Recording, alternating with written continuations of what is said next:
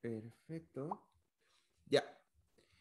Entonces, retomando lo que vimos en la última clase, llegamos hasta este sector, ¿cierto? Hasta esta parte de la materia, que era la explicación de qué era un namespace, porque yo tengo entendido que muchos de ustedes ya habían escuchado hablar de esta sentencia using namespace, y algunos de ustedes incluso la han utilizado en sus códigos.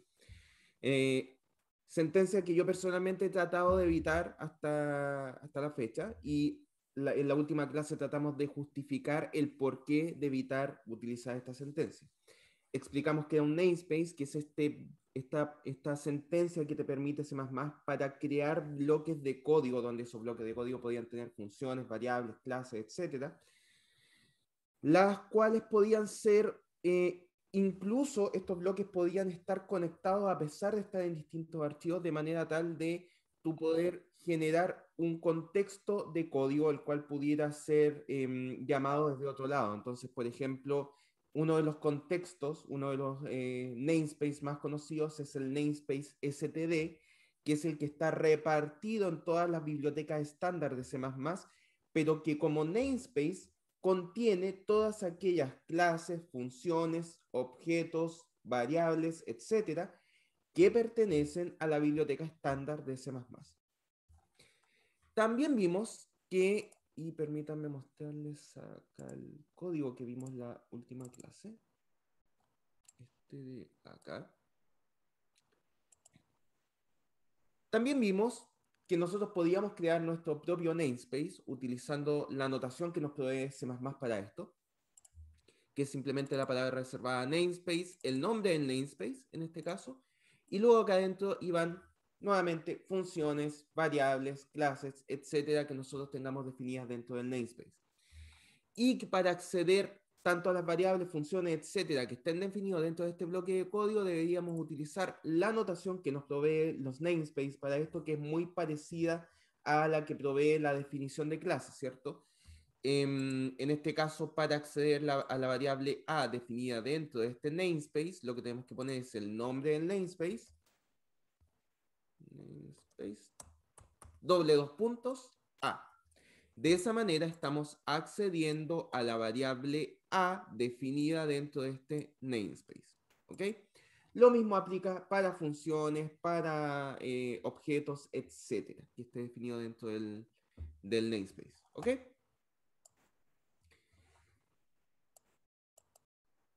También hablamos de la sentencia using namespace. Está acá. Que lo que te permite es evitar tener que utilizar esta sintaxis en cada momento que tú llamas a variables de un cierto namespace. Eso puede ahorrarte un poco de tiempo en código, pero puede traer más potenciales problemas de los que trata de resolver, porque lo único que resuelve el using namespace es la posibilidad de no tener que escribir esta notación. Pero si tú tienes varios namespaces cargados en tu código, o incluso variables definidas dentro de tu código que potencialmente puedan tener los mismos nombres definidos dentro de un namespace, eso te va a acarrear problemas, ¿ya? Porque C++, el compilador, no va a saber si te estás refiriendo a la variable dentro del namespace o a la variable definida dentro de tu código. La forma de evitar eso es justamente utilizar la notación que te provee namespace, de manera tal de que tú te aseguras de que cuando te estás refiriendo a la variable a, en este caso, te estás refiriendo a la variable a definida dentro de un namespace y no, por ejemplo, a la variable a definida en esta línea de código. ¿Ok? Entonces tú haces una diferencia clara en ambos casos. ¿Ok? Hasta este punto no sé si hay alguna consulta respecto a los namespace como tal. Vamos a llevar esto para acá por mientras. Permítanme también dejar el chat acá a un costado. Veo que hay algunas. eh, Me ven bien, ¿cierto? Veo que hay algún mensaje acá que puede haber problemas de internet. Avísenme, por favor. Ya, parece que es su compañero el que está con problemas de internet, ¿cierto? Su compañera, perdón. La Constanza. ¿Sí?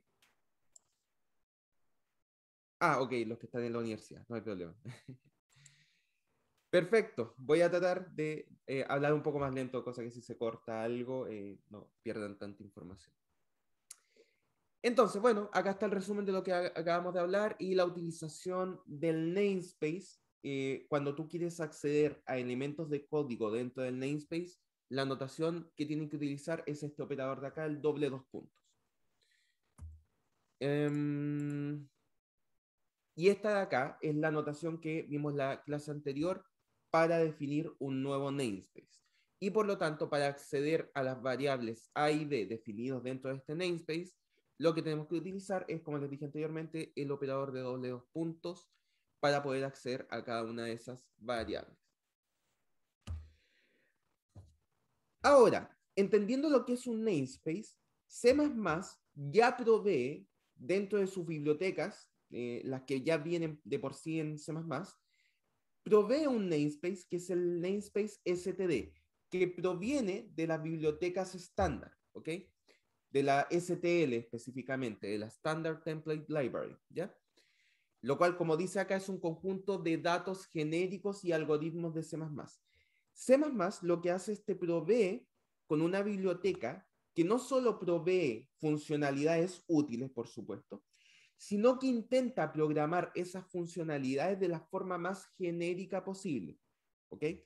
Cosa de que si tú quieres utilizar esas funciones con, qué sé yo, variables, con objetos o con cualquier otro tipo de elemento que tú definas, estructura, etcétera, debería funcionar siempre dependiendo de cuál es la funcionalidad, cuál es el elemento que estás utilizando, debería funcionar en la mayoría de los casos de manera similar. Entonces, es lo que se llama programación genérica. Tú haces un programa, un bloque de código, no pensando en cuál es la entrada de ese bloque de código, sino que tratando de hacer la programación lo más genérica posible. Y eso es lo que te provee C++. Hay formas de hacer programación genérica uno mismo, pero no sale del ámbito de este ramo. Lo van a ver probablemente en orientación a objetos, en el próximo ramo. Entonces, como dice acá, las clases definidas en STL definen clases, valga la redundancia, para manejar tanto strings, arreglos, conjuntos, listas, colas y un largo etcétera de elementos que están ya definidos, sin importar el tipo de dato. Ese tipo de programación llamada genérica lo que hace es pensar en los elementos de entrada como, en vez de como elementos puntuales que pertenecen a un tipo de datos, lo piensan como un elemento que se llaman plantillas, ¿ok? Y es por eso que permite que nosotros podamos utilizar funcionalidades de forma repetida sin importar cuál es el tipo de dato. Nuevamente, insisto, la forma de aplicar eso nosotros mismos es ámbito de otro ramo. Entonces, lo único que vamos a hacer durante este ramo es utilizarlo, ¿ya? Entonces, hay alguien, un conjunto de programadores que ya hizo el trabajo por nosotros y nosotros simplemente vamos a utilizar, ¿ok? Y otra cosa buena que provee esto es que, por supuesto, te proveen de ciertos algoritmos de búsqueda, porque, como ven acá, proveen clases para manejos de arreglos, de listas, colas, etcétera. Y una de las cosas que más se estila dentro de estos tipos de datos es hacer búsqueda dentro de estos elementos, ¿cierto? Por lo tanto, los algoritmos que se utilizan para hacer esas búsquedas dentro de esos tipos de datos están lo mejor optimizadas posible, ¿ya? Y como dice acá, estos se encuentran definidos dentro de un namespace, que es el namespace std. Por lo tanto, no solo basta con incluir las bibliotecas que tú quieras utilizar para utilizar esos elementos pertenecientes al STL, sino que además tienes que agregar o utilizar el namespace asociado a esos elementos, que en este caso es el namespace std. Y es por eso que todo este tiempo, cada vez que quieren utilizar, por ejemplo, el operador cout, han tenido que escribir std cout para acceder a él, además de la agregación de la biblioteca iostream. ¿Ok? Entonces espero que se vayan justificando algunas cosas de las que hemos escrito hasta ahora y puedan entenderla un poco mejor de dónde viene.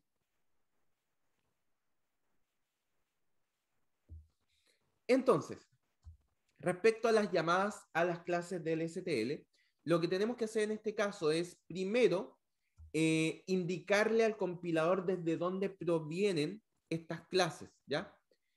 Esta inclusión es algo que ustedes ya han visto de manera repetida se hace a través de una directiva de compilación, que es el include. De esa manera, tú estás indicándole al compilador que lo que estás haciendo es agregar una biblioteca, que en este caso puede ser, por ejemplo, IOStream o la biblioteca string, por ejemplo, a tu código. Entonces, a través de la directiva include, de la directiva de compilación, tú le indicas a tu código que estás agregando una biblioteca. ¿Ok? Por supuesto, en este caso, perteneciente a la STL, si son bibliotecas que pertenecen a las bibliotecas estándar. Entonces, por ejemplo, estas líneas ya las han visto un montón de veces durante el ramo, pero ahora espero que las entiendan un poco más. Lo que estamos haciendo acá es incluir tanto la biblioteca string como la biblioteca IOStream a tu código que pertenecen a las bibliotecas estándar de C++.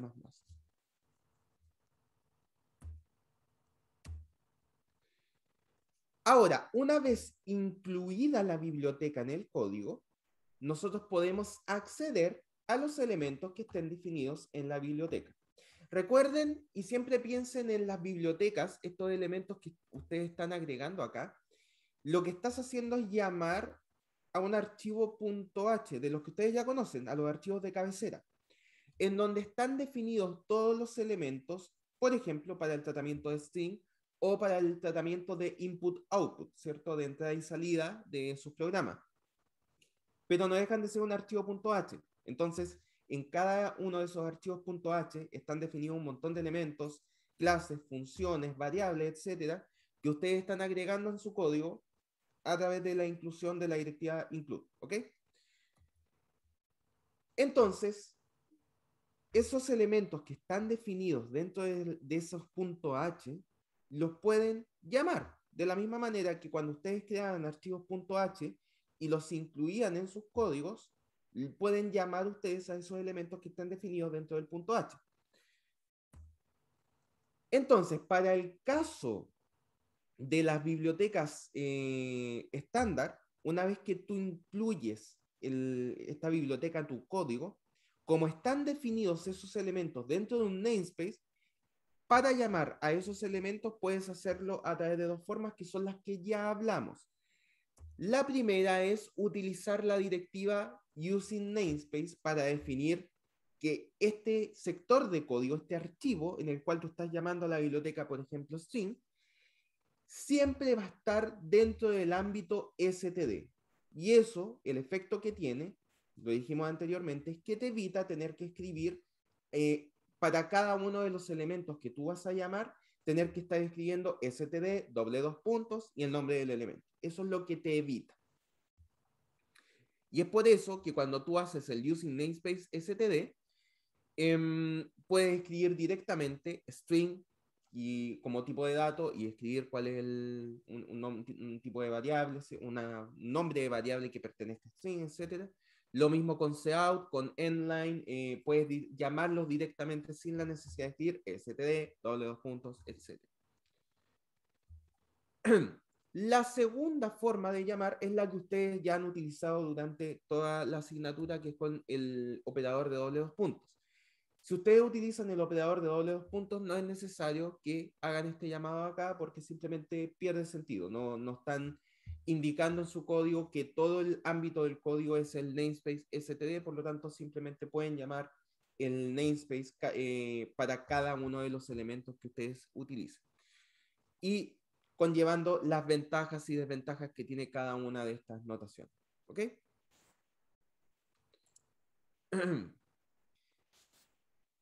¿Dudas hasta acá?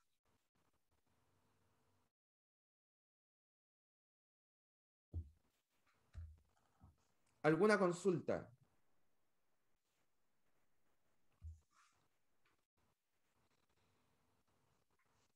Creo que no.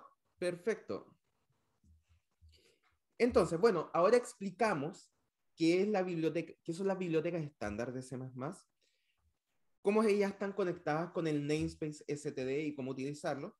Así que lo que quiero hacer ahora es darle algunos ejemplos de elementos que vienen dentro de las bibliotecas estándar y cómo utilizar algunos de ellos. ¿Ya? Acá hay una pregunta. ¿Por qué se usan los símbolos menor y mayor que? Excelente pregunta, Constanza. Muchas gracias. Mira, les voy a hacer un pequeño ejemplo para mostrar el funcionamiento de eso. Sí, perfecto, sí, entiendo perfectamente la pregunta. Déjenme hacer este código funcional para que no me lance error. Namespace, ok. Y este es el std. Este de acá también pertenece a std, ok. Y esto de acá, por supuesto, no tiene sentido. Ah, y este my namespace. Algo así habíamos puesto la clase anterior. Ya. Entonces, mira. Primero, esta parte de acá, como les dije, no importa lo que vaya después, la directiva include lo que hace es agregar una biblioteca. Las bibliotecas están definidas dentro de archivos.h. ¿Ok? Entonces, miren, lo que voy a hacer acá como ejemplo es simplemente, permítanme cortar esto, y voy a crear acá un archivo que se va a llamar namespace.h. ¿Ok? Que simplemente tiene definido este namespace de acá. ¿Ok? Entonces, si se fijan, como saqué este sector de código, por supuesto ahora el código que había escrito antes no identifica la definición de este namespace. ¿Ok? Entonces, lo que yo debería hacer en este caso es agregar esta biblioteca, este .h, este archivo de cabecera que yo creé recién, acá. Entonces, bueno, como yo lo que quiero hacer es agregar una biblioteca a mi código, claramente lo que tengo que hacer es un include. Hasta ahí estamos claros. Porque quiero incluir el uso de una biblioteca a mi código. Pero, como esta biblioteca, yo creo que es lo que voy a decir, como esta biblioteca la creé yo y no pertenece al set de bibliotecas estándar de C++, la notación para agregar la biblioteca es un poco distinta. Y es la siguiente. Comillas, el nombre de la biblioteca. No, como le puse, namespace.h. Entonces, ahí ya se actualizó. Entonces, mire, esta notación de acá, vamos a poner un comentario acá. La notación menor, voy a utilizar la misma de su compañera, menor algo mayor, quiere decir que la biblioteca algo, voy a ponerlo así, comillas simples, se encuentra definida en las bibliotecas estándar. Pero quizás no es la palabra, no está tan bien usada la palabra biblioteca, la frase biblioteca estándar acá, porque incluso tú eventualmente puedes agregar tus propias bibliotecas con esta notación, con esta de acá, pero tienes que hacer algo para que eso ocurra. Lo que ocurre es lo siguiente, no le voy a dar grandes detalles, pero quiero hacer una explicación breve. Cuando tú compilas con C++ y tú agregas bibliotecas con esta notación, lo que hace C++ es verificar en un directorio que es el llamado path, ¿ya? El path, voy a escribirlo acá, path, busca en ese directorio que ya está definido en tu sistema cuáles son las bibliotecas que están definidas ahí. Esas bibliotecas no necesariamente tienen que estar dentro de la STL, pero por lo general son esas. ¿Ya? Entonces, busca en ese directorio, que es un directorio que ya está definido por sistema, y busca si hay alguna biblioteca que tenga ese nombre. Si es así, la agrega, y si no, bueno, ahí la encerró. Por lo tanto, busca la notación esta de acá, quiere decir que la biblioteca algo debería de encontrarse definida en el path, ¿ya? Que es este directorio que ya está definido en tu sistema. A diferencia de esta notación, la notación algo.h quiere decir que la biblioteca algo se encuentra definida en el mismo directorio. Que justamente es el caso. Fíjense que namespace.h está definido en el mismo directorio, en este de acá, que el archivo namespace.cpp. Por lo tanto, con esta notación C++ sabe que tiene que buscar esa biblioteca en ese directorio. La pregunta es, ¿puedo yo poner bibliotecas en directorios distintos del código que yo estoy escribiendo? Y la respuesta es sí. Por ejemplo, voy a poner acá, por ejemplo, new folder headers y voy a mover esto para acá. Voy a moverlo. Y lo que tengo que hacer acá en esta anotación es simplemente indicarle a C++ que desde el lugar que yo me encuentro, fíjense, namespace.cpp se encuentra en este directorio, en el 7stl, le tengo que indicar que tiene que avanzar un directorio más para encontrar este archivo de cabecera. Se lo digo explícitamente. Es decir, el namespace.h se encuentra en el directorio headers, y utilizo la notación de carpeta, ¿cierto? Por lo tanto, namespace se encuentra dentro del directorio headers definido dentro de la misma carpeta. ¿Ok? Por lo tanto, ahí tienen una gran combinación de formas de ir ordenando tanto los archivos de cabecera como los archivos de código. Sé que es una pregunta sencilla de responder, al final yo podría haber dicho, esto es de los archivos de sistema y esto es los archivos de cabecera propios que tú vas creando, pero es una pregunta que da para hablar bastante, entonces por eso me extendí un poco más en la explicación, no sé si Constanza o alguien más les quedó claro la utilización de cada caso. Genial, súper. Súper, muchas gracias, súper interesante la pregunta. O sea, como les digo, un caso simplemente, en resumen, el primer caso es para acceder a la biblioteca del sistema, el segundo caso es para acceder a tus propias bibliotecas, pero se da toda esta conversación. Como les digo, ustedes pueden agregar sus propias bibliotecas al path definido en el sistema, hay formas de hacer eso. Entonces, eventualmente tú podrías utilizar esta notación para agregar tus propias bibliotecas, pero no es necesario. ¿Ya? Súper, ¿alguna otra consulta hasta acá?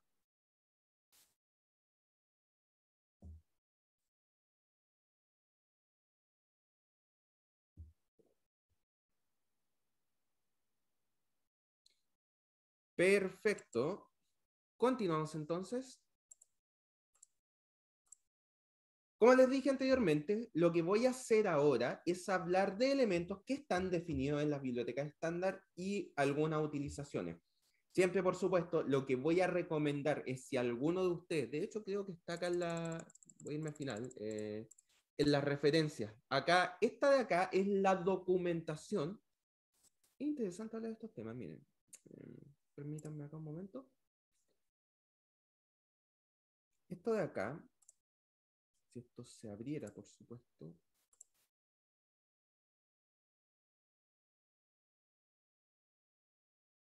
No se quiere abrir. Vamos a abrirlo a la fuerza. Un segundo.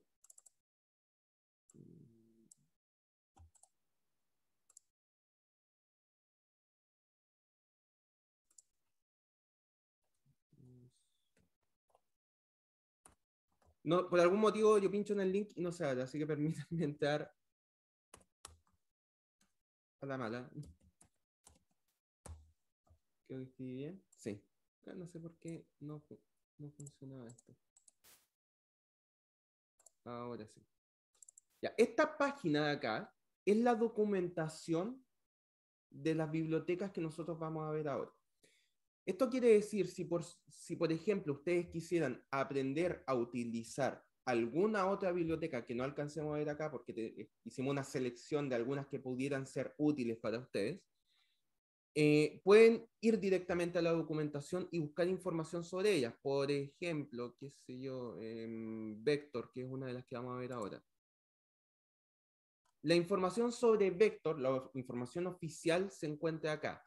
Y sale también cada una de las funciones que están definidas, los constructores, destructores, bueno, Bueno, acá está en verdad todo. Las formas en que tú puedes utilizar un vector está acá definida dentro de la documentación. Por ejemplo, este es uno de los métodos que están definidos dentro de la clase vector que vamos a ver el día de hoy, que es size, para ver cuál es el tamaño de un vector. Y ustedes pueden ver acá un ejemplo de cómo se utiliza, los parámetros de entrada si es que tiene, los parámetros de retorno, etc. Entonces, si quieren ver más información respecto a lo que vamos a ver el día de hoy, pueden acceder a la documentación y estudiarla dependiendo de lo que necesiten, ¿ya? Entonces, pero acá hicimos una pequeña selección de algunos elementos dentro de la biblioteca que pueden ser útiles y algunas de las funcionalidades que también les pueden ser útiles de cada, de cada uno de estos elementos. El primero, string. Por supuesto, hasta esta altura ya han utilizado algunas cosas de la clase string definida dentro de la biblioteca estándar. Como dice acá, la clase string es la que provee soporte para arreglos de caracteres. Antiguamente, en el lenguaje C original, cuando tú no tenías acceso a una biblioteca como esta, en vez de definirse una clase string, lo que tenías que hacer era un arreglo de caracteres. Esa era la única forma de utilizar strings en C. Y es literal lo que estoy diciendo. Tenías que definir una variable de tipo arreglo con un cierto largo y esa variable era la que podía almacenar en cada posición un carácter, con todas las complejidades que eso trae. Por lo tanto, la creación de una biblioteca string directamente en C++ fue para paliar la dificultad que tenía el uso de arreglos de caracteres en el lenguaje C. Y no solo eso, no solo trae facilidades de uso en la definición de un string, en vez de los arreglos de caracteres, sino que además trae algunas definiciones, algunos métodos dentro de la clase string que permiten alguna cierta facilidad adicional en el uso y el manejo y actualización de strings, ¿ok? Como son el método empty, length, append, find y el acceso directo, que es lo que venía ya del C original, se mantiene el acceso con corchetes, ¿ya? Entonces vamos a ver un ejemplo de esto.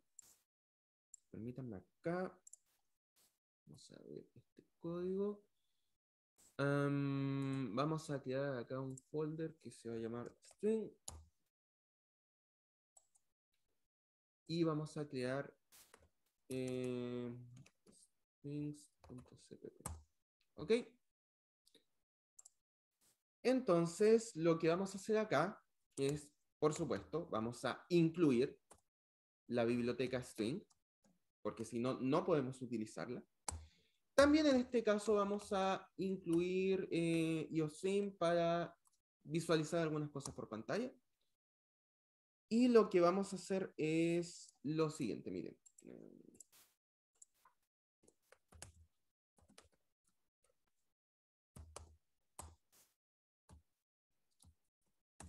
Vamos a hacer algunos ejemplos de uso de la biblioteca string, algunos que ustedes ya conocen y otros que a lo mejor no han visto hasta el día de hoy.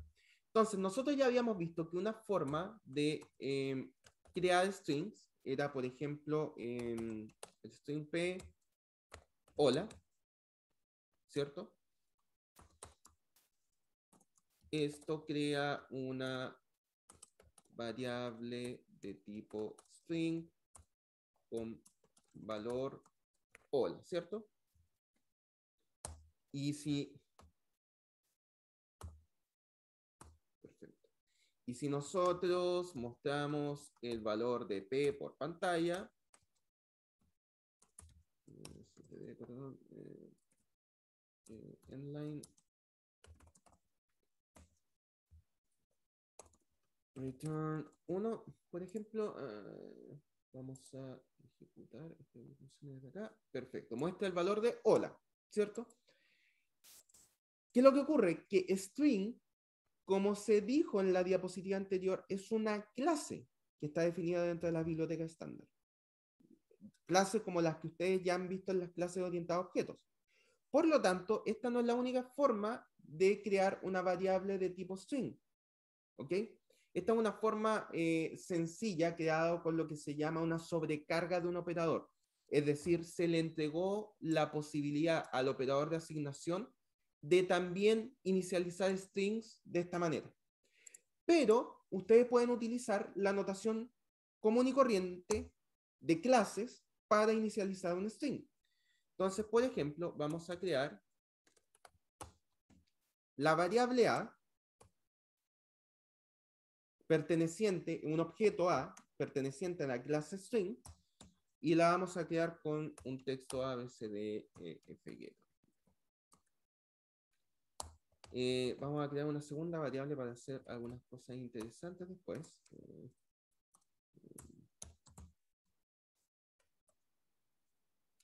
Z y JK.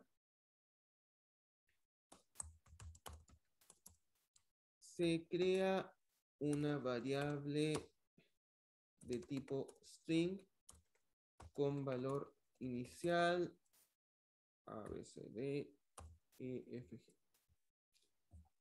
En este caso, estamos utilizando la notación que nosotros ya aprendimos de clases, ¿cierto? Cuando tú creabas un objeto, una forma de crear objetos en memoria en el stack, en este caso porque estamos dentro de la función main, era simplemente crear la variable llamándola inmediatamente con los parámetros de entrada. De esa manera se llamaba el constructor con esos parámetros. Entonces, en este caso estamos llamando al constructor de la clase string para crear un objeto A en el stack.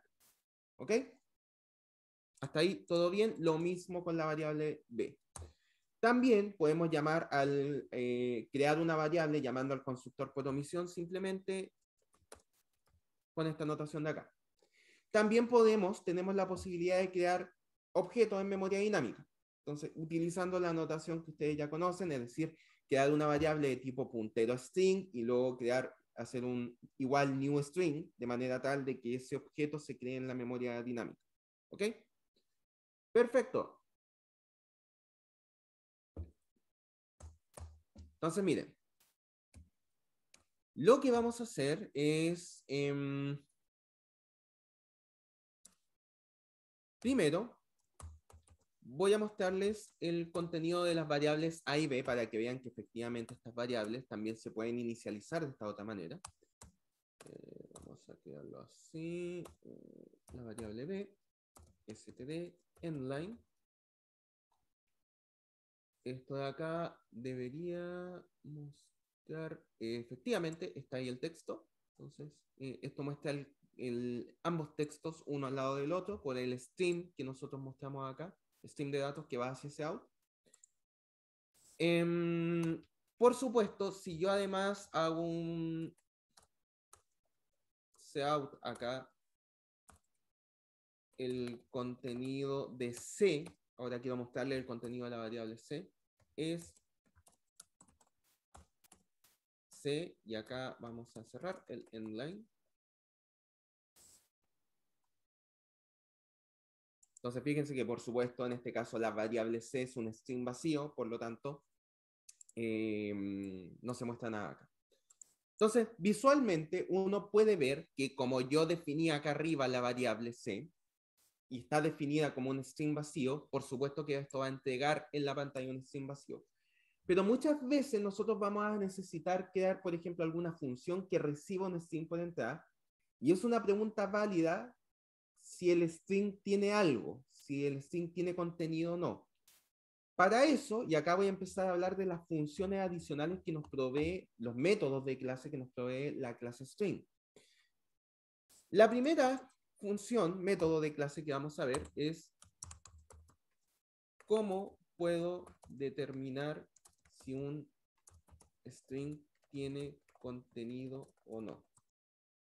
Para eso vamos a utilizar, lo voy a poner acá, respuestas, el método empty. ¿Ok? ¿Cómo se utiliza? De la siguiente manera. Vamos a ver,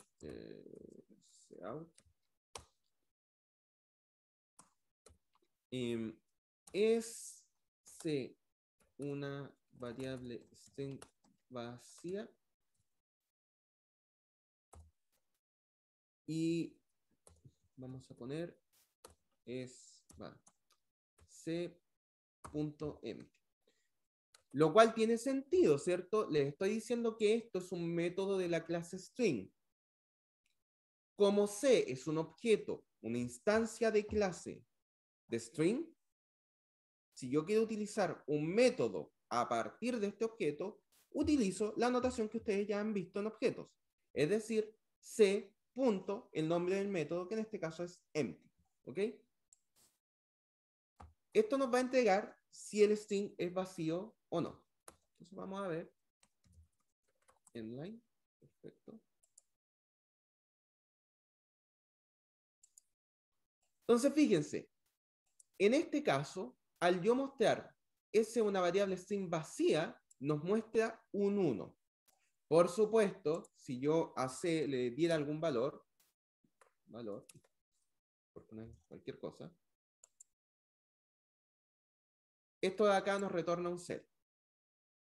Por lo tanto, el método empty nos devuelve un 1 si la variable string está vacía y un 0 si no está vacía. ¿Ok? Siguiente método. Siguiente cosa que vamos a ver. Concatenación de strings. Se utiliza el operador de suma.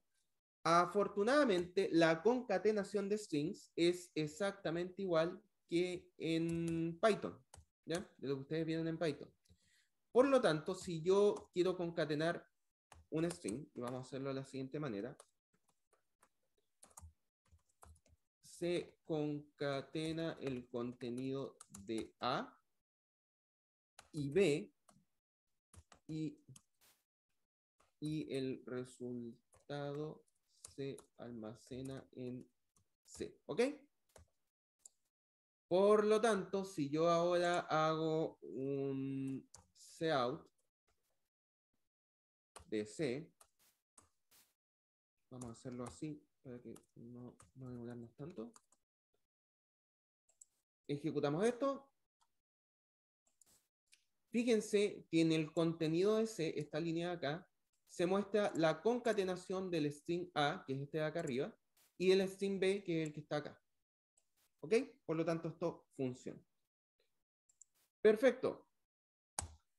Siguiente método.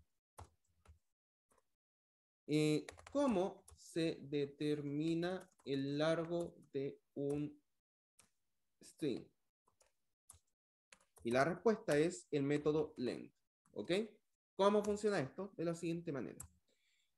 Vamos a mostrar acá un cout. El largo de C es, y vamos a mostrar acá el largo que está definido, o sea, el largo del string contenido en la variable C. Para esto simplemente, a partir del objeto C, llamamos a su método de clase largo. Por acá, ejecutamos. El largo de C en este caso es 15, que es justamente el largo si, por supuesto, contamos los espacios y todo lo que está entre medio. Perfecto. Siguiente. Copiar strings. Afortunadamente, la copia de strings es bastante sencilla. Si yo, por ejemplo, tengo una variable definida, y quiero almacenar en D una copia del string definido en la variable C, simplemente utilizo el operador de asignación.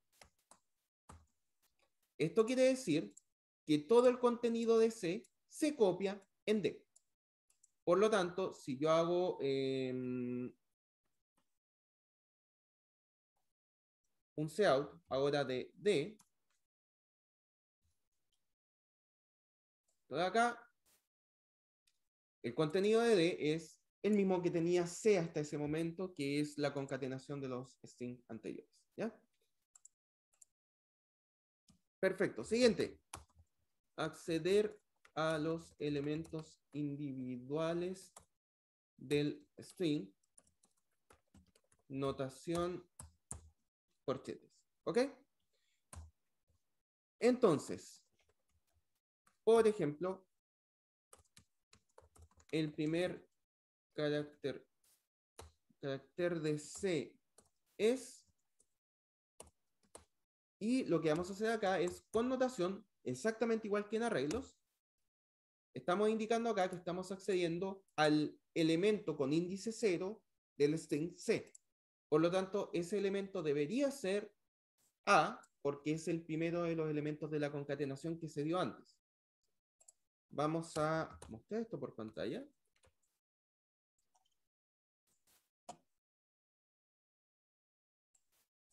Y efectivamente lo que aparece acá es A. ¿Ok? Perfecto.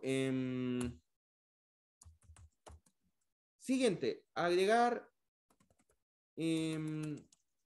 texto a un string. Otra forma de agregar elementos a un string es la siguiente. Por ejemplo,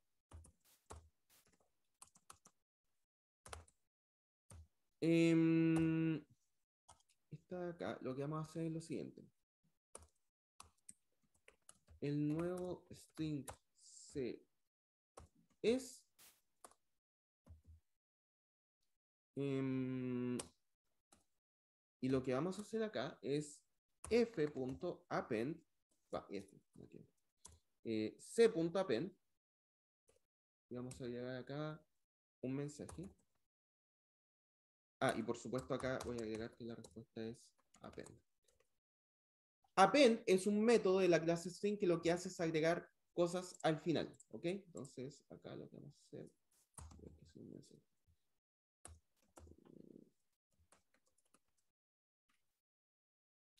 Y lo que voy a mostrar después es si esto produjo algún cambio en el string como tal, la variable. Entonces, miren, fíjense, el método append lo que hace es agregar el texto que nosotros hayamos puesto dentro de como parámetro de entrada del método, lo agrega C y lo retorna. ¿Ok? Por lo tanto, el nuevo string C es, y es el mensaje que aparece acá. Y por supuesto, si nosotros volvemos a mostrar el contenido de C, fíjense que el contenido de C está actualizado con el mensaje que nosotros agregamos. Eso es lo que hace el método append. ¿Ok? Y por último, dentro de los métodos que vamos a ver en esta clase para strings, está cómo puedo buscar texto dentro de un string. Y la respuesta es con el método de clase find. ¿Ok? Entonces vamos a ver cómo funciona esto.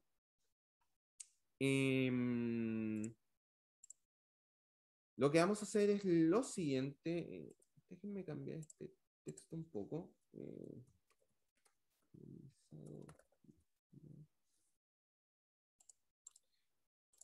Simplemente para que sea más interesante el texto que se va a buscar. Y vamos a hacer lo siguiente. Vamos a mostrar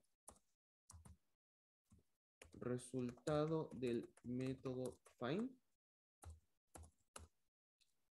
Y lo que vamos a hacer acá es desde C vamos a llamar el método find. ¿Y cómo funciona este método? Le damos como parámetro de entrada cuál es el texto que queremos buscar dentro del string C.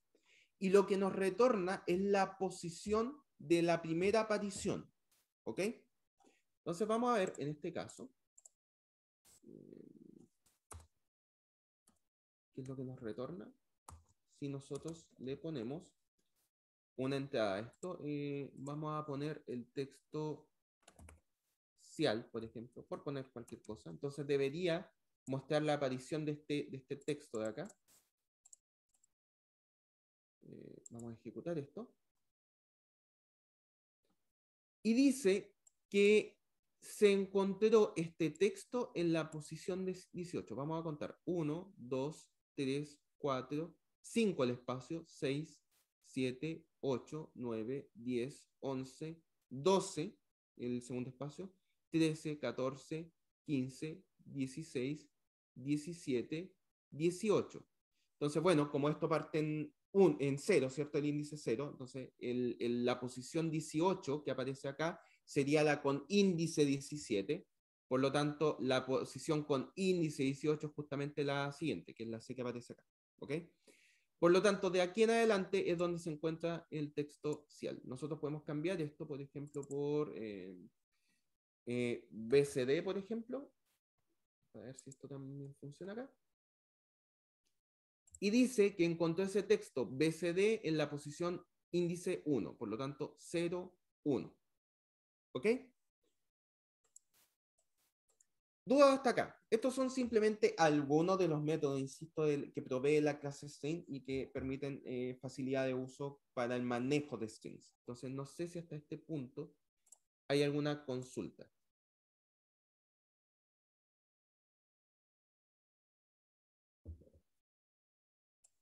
¿Vamos bien?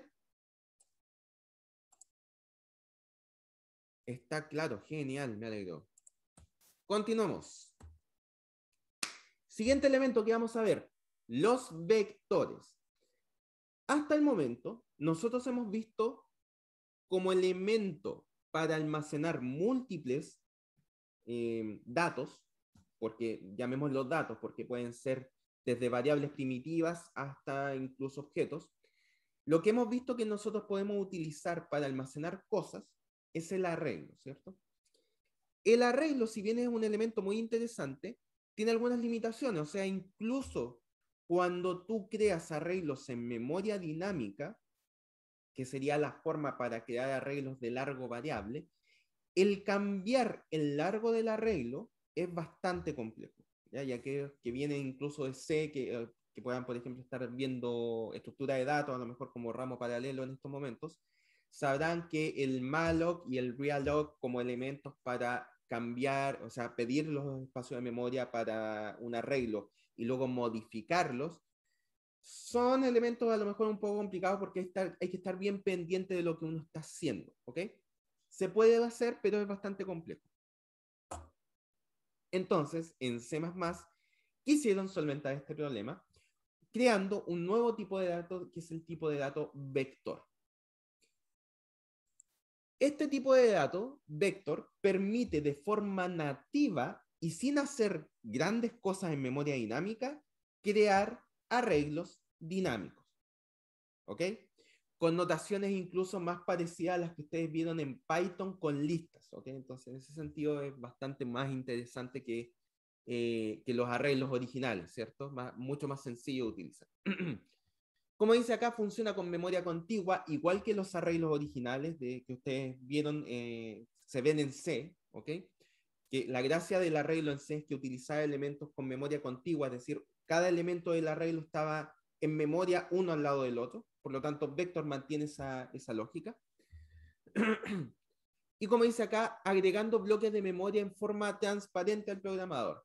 El cómo se va asignando memoria al vector de forma dinámica, digámosle al programador, no le interesa, ¿ya? El programador no es consciente de cómo se hace. El programador pide memoria y el programa te da memoria, ¿ok? Nada más. La inserción de un elemento al medio es un tanto lenta, pero la inserción de varios elementos al mismo tiempo es bastante rápida, unas ventajas y desventajas que tienen los vectores. Y por supuesto, al igual que Syn, tiene muchos métodos que te provee C++ para la utilización de vector, pero vamos a ver algunos acá como pushback, resize, reserve. También puedes mantener la notación de arreglos para acceder a algún elemento puntual, es decir, la notación de corchetes, y los métodos clear y size. ¿Ya? Y agrega elementos de manejo de memoria. Entonces vamos a ver algunos de estos elementos con un ejemplo, que nuevamente nos vamos a ir para acá. Lo que vamos a hacer es lo siguiente. Vamos a crear nuevamente una carpeta rápidamente acá. Vectores. Vamos a crear acá el archivo vectores.cpp. Y bueno, lo primero que tenemos que hacer antes de utilizar un vector es, por supuesto, incluir la biblioteca vector. ¿Ok? Creo que se me ha ordenado así. También vamos a incluir la biblioteca IOSIN como siempre para mostrar algunas cosas por pantalla. Int main, lo de siempre, return 1. Acá esto lo escribí horrible. Ahí sí. Excelente. Entonces lo que vamos a hacer es crear un vector. ¿Ok? Primero, podemos perfectamente crear vectores que inicialmente no tengan ningún elemento. ¿Ok? Porque recuerden, vector también es una clase que pertenece a la biblioteca estándar, por lo tanto podemos utilizar las mismas notaciones muy parecidas a las que hemos visto a clases y objetos. Pero hay una pequeña variación. Entonces, miren, vector vacío. Primera cosa, al igual que en los arreglos originales, nosotros un vector lo que sí o sí tenemos que hacer es indicarle de qué tipo van a ser los elementos que van a estar dentro del vector. Desafortunadamente en ese sentido no es igual que las listas en donde nosotros podíamos poner cualquier cosa en cualquier posición en las listas de Python. En vectores mantenemos esa limitación de que tenemos que poner de qué tipo son los elementos que están almacenados en el vector. La anotación es la siguiente. Como vamos a utilizar una clase que pertenece a la biblioteca estándar y por tanto al namespace std, nuevamente tenemos que poner std, dos puntos, y ponemos el nombre de la clase, vector. ¿Ok? A continuación, lo que vamos a poner es de qué tipo van a ser los datos almacenados en el vector. Y la anotación para esto es la siguiente. Menor, el nombre del tipo de dato, por ejemplo, double, y cierro con mayor. Esta anotación de acá, para los que estén interesados y quieran verlo con más detalles, se llama anotación de templates, ¿ok? No se preocupen, no lo vamos a ver en este ramo, está para el ramo de orientación a objetos, así que ahí lo van a ver con harto detalle, pero simplemente una anotación de lo que les dije anteriormente, de programación genérica. En este caso, se creó una clase que permite, que es la clase vector, que permite almacenar datos no importando de qué tipo son esos datos. Entonces, la anotación que se utiliza para indicar un tipo de dato en específico, en este caso, es la que estamos poniendo acá. Simplemente se utiliza así. El cómo, el por qué, todas esas preguntas se van a responder en el ramo siguiente, ¿ok? Entonces, creamos un vector donde los elementos del vector son de tipo double y bueno, a continuación ponemos cuál es el nombre de la variable, que vamos a ponerle, qué sé yo, A1 en este caso. ¿Ok? Podemos también crear vectores que tengan una cantidad de elementos definida en el inicio. ¿Ok? Entonces, en este caso, vamos a crear un vector nuevamente de tipo double, con la notación que ya aprendimos. Pero en este caso, con notación de clases, como estamos creando un objeto de tipo vector que almacena doubles, lo que vamos a indicar es con este número de acá, creamos un vector de tamaño 4. ¿Ok? Es decir, estamos creando un vector, en este caso, llamado A2, que tiene tamaño 4. Tiene espacio para 4 elementos.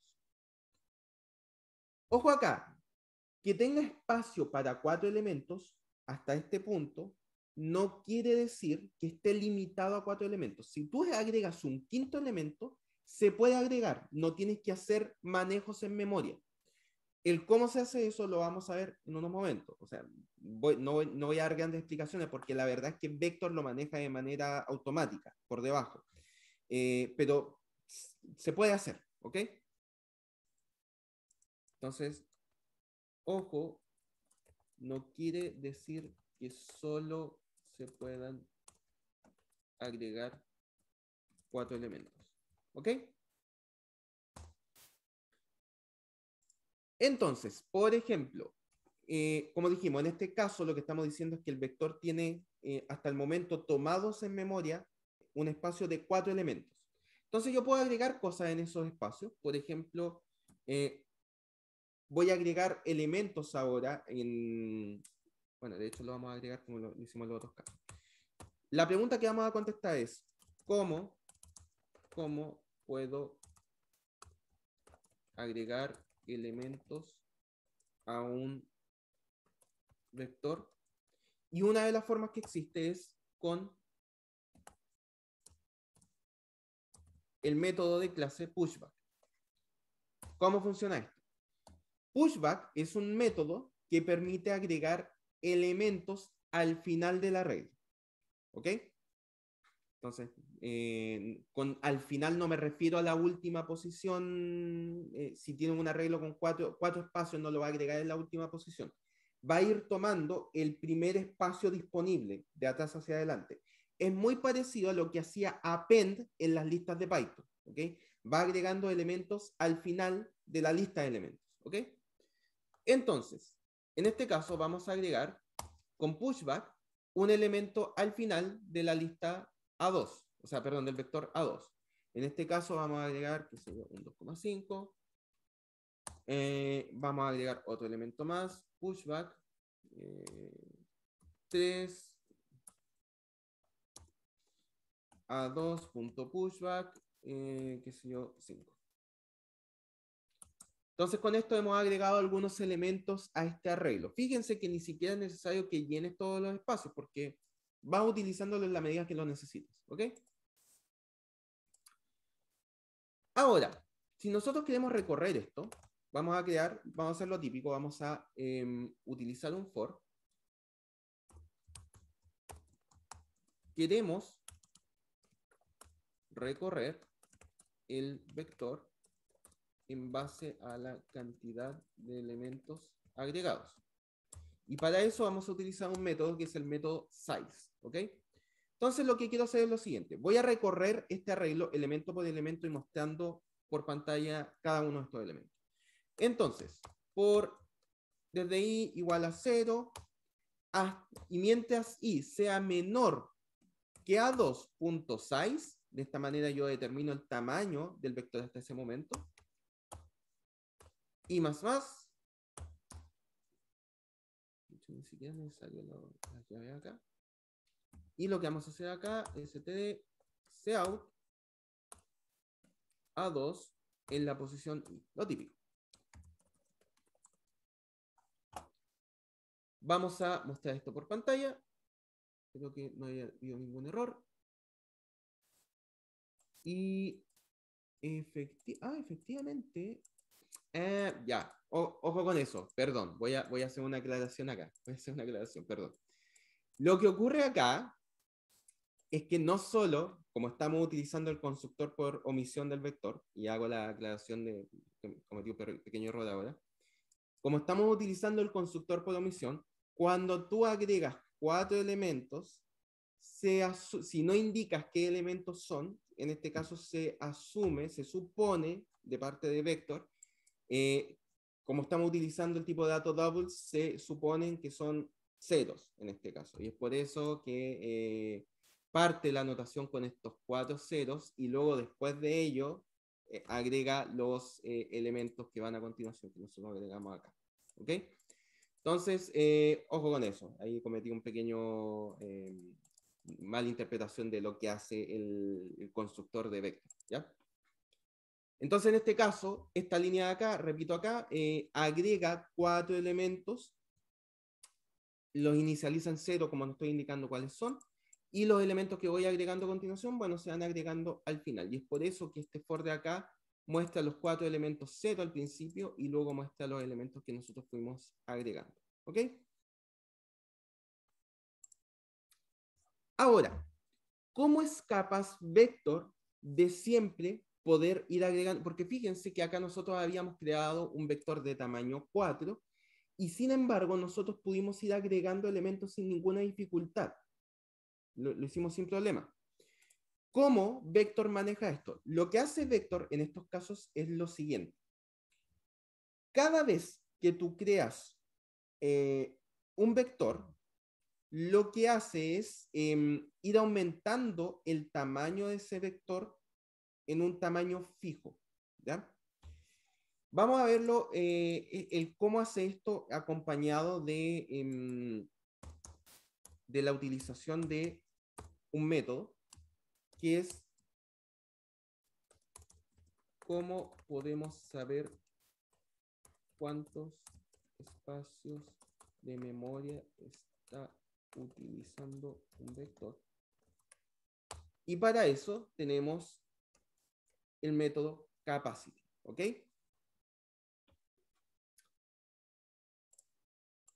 Permítanme acá. Lo que vamos a hacer es hacer un cout de a2.capacity.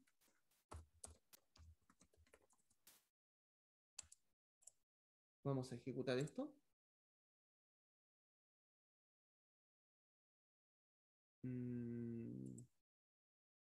¿Dónde está el error acá?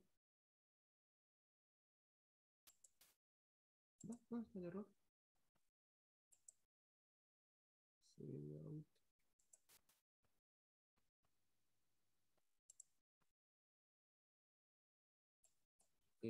No lo veo.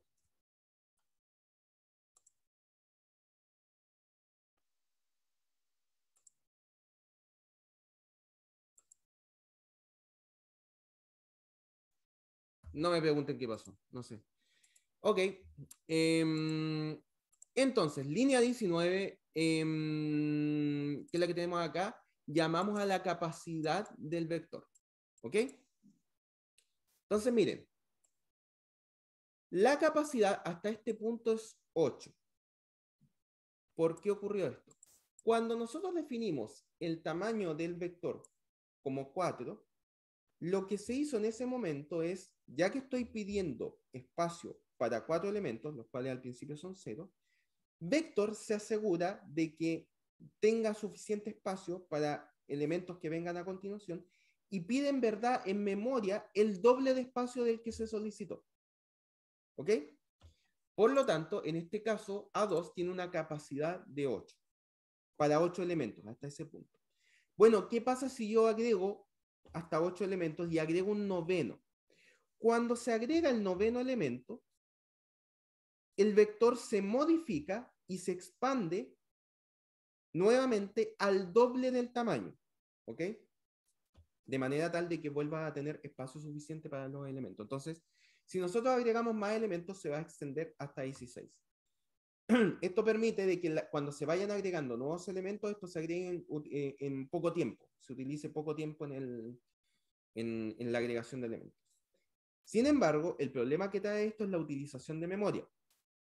Cuando tú tienes, por ejemplo, un vector con 1.000.000 de elementos, de capacidad 1.000.000, y ya agregaste el millón de elementos, y agregas el elemento 1.000.001, en memoria se va a pedir el doble de espacio, porque ya excediste la capacidad actual del vector, se va a pedir el doble de espacio, por lo tanto, en vez de espacio para 1.000.000, vas a tener espacio para 2.000.000. ¿Ok? A pesar de que hayas agregado 1.000.000, un elemento solamente. Por lo tanto, hay que tener ojo con eso, porque efectivamente cuando son pocos elementos esto no importa mucho, pero cuando ya estás hablando de 1.000.000 o 10 millones de elementos en memoria y vuelves a duplicar la capacidad, y eso se hace automáticamente, puede que 20 millones sea mucho para mantener en memoria sin utilizarlo. Entonces, esos son temas que hay que con los cuales hay que tener cuidado.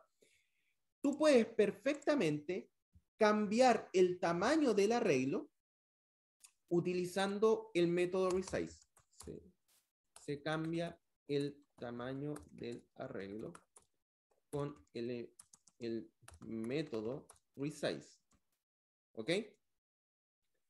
Por ejemplo, std, vamos a ponerlo así, a2.resize 3, y vamos a mostrar un cout de A2.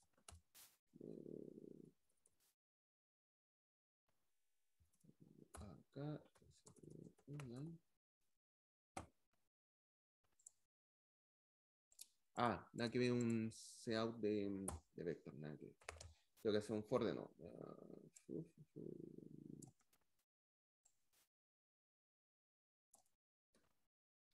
Ahora sí.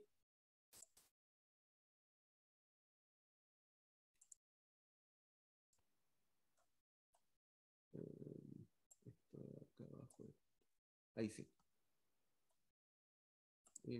Permítanme poner... Ah, acá está la capacidad. Este de acá es la capacidad.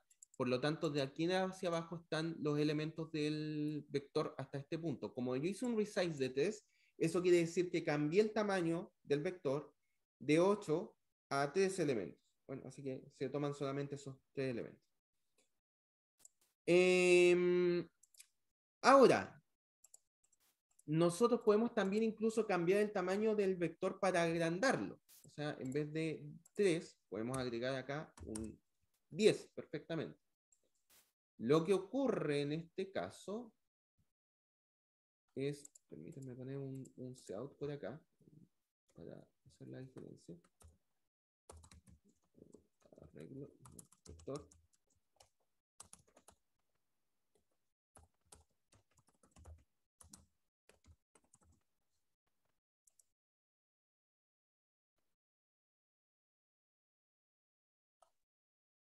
Presioné el... Ahí está. Entonces, miren, en este caso, como cambiamos el tamaño del vector hacia arriba, escribimos más tamaño, para los elementos que no hayan sido agregados antes, se vuelve a llamar al constructor por omisión, por lo tanto, se vuelven a agregar ceros. Fíjense que después del 5, como yo agregué más elementos, se van agregando al final puros ceros hasta completar el tamaño necesario. ¿Ok? Perfecto.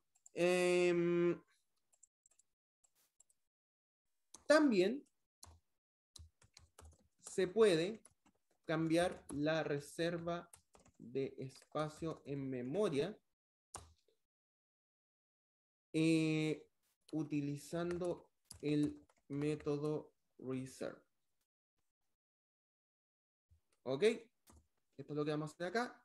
Entonces, si yo, por ejemplo, hago a2.reserve, lo que estoy diciendo acá no es que esté cambiando el tamaño del arreglo. El arreglo va a tener todavía 10 elementos, pero estoy cambiando la capacidad solicitada en memoria. Entonces, para el ejemplo que les di anteriormente, que tú tenías 10 millones de elementos y agregas uno, y se hace automáticamente la solicitud para 20 millones de elementos, tú puedes acotar eso con reserve, es decir, pedir tamaño en memoria para 10 millones un elemento.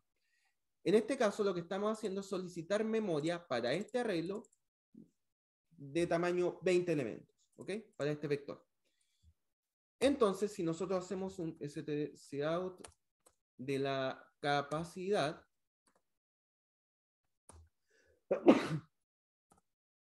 y con esto voy a terminar la clase del día de hoy, vemos que la capacidad ahora es de 20, ¿ok? Que es justamente lo que se reservó en memoria.